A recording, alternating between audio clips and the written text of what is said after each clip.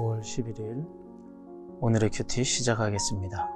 하나님의 말씀 예레미야 31장 1절부터 9절까지 말씀입니다. 여호와의 말씀이다.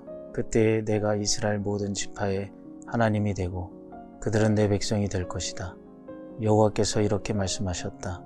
칼에서 살아남은 백성은 광야에서 은총을 얻을 것이다. 내가 가서 이스라엘을 쉬게 할 것이다.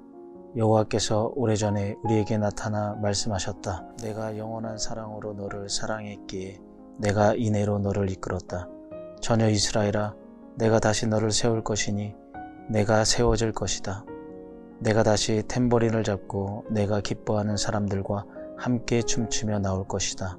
내가 다시 사마리아 언덕 위에 포도나무들을 심을 것이다.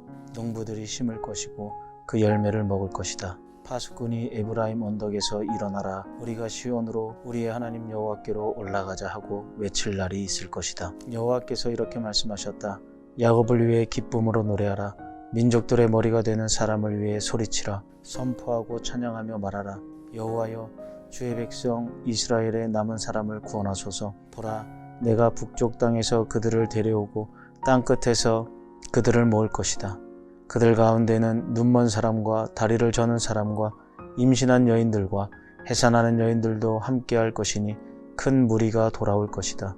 그들이 울며 올 것이고 간구함으로 내가 그들을 이끌 것이다. 내가 그들을 시냇가로 인도하고 평탄한 길로 인도해 그들이 걸려 넘어지지 않게 할 것이다. 이는 내가 이스라엘의 아버지며 에브라임은 내 맏아들이기 때문이다. 아멘. 오늘 말씀을 보면 하나님께서는 북이스라엘의 회복을 선포하십니다. 그들은 남유다보다 먼저 멸망했지만 하나님께서는 그들을 영원한 사랑으로 이끄시고 다시 세우실 것입니다. 북이스라엘은 다시 춤추며 기뻐하고 사마리아 땅의 열매를 맺을 것이라고 말씀하고 있는데요. 본문은 북이스라엘을 향한 회복의 메시지입니다. 북이스라엘은 우상 숭배와 죄악으로 심각하게 타락했고 어디서부터 고쳐야 할지 알 수 없을 만큼 엉망이 된 채로 남유다보다 먼저 멸망하고 말았습니다. 도저히 회복할 수 없을 것 같은 그들에게도 하나님께서는 회복을 선포하십니다. 그들은 예전처럼 하나님 앞에서 기뻐하며 춤을 추고 수고에 얻은 열매를 먹으며 다시 하나님을 예배하게 될 것입니다. 어떻게 이런 일이 가능할까요? 오늘 본문은 그분의 영원한 사랑이 이 모든 것을 이끌었다고 말씀합니다. 내가 죄로 인해 망가지고 무너져도 하나님은 여전히 나를 사랑하시고 내가 다시 돌이켜 그분을 바라보도록 계속 이끄십니다. 그 변하지 않는 사랑 때문에 나는 죄악의 자리를 박차고 일어나 주님을 붙들고 회복될 수 있습니다. 우리는 생각해야 합니다. 하나님은 내가 아프고 힘든 순간에도 여전히 나를 사랑하시고 내게 주목하십니다.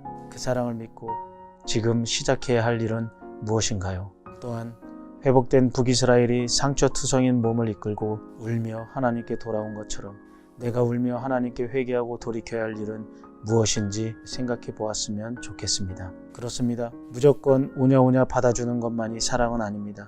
정말 사랑한다면 잘못된 길로 갈 때 어떻게 해서든 돌이키도록 훈계해서 바른 길을 가게 합니다.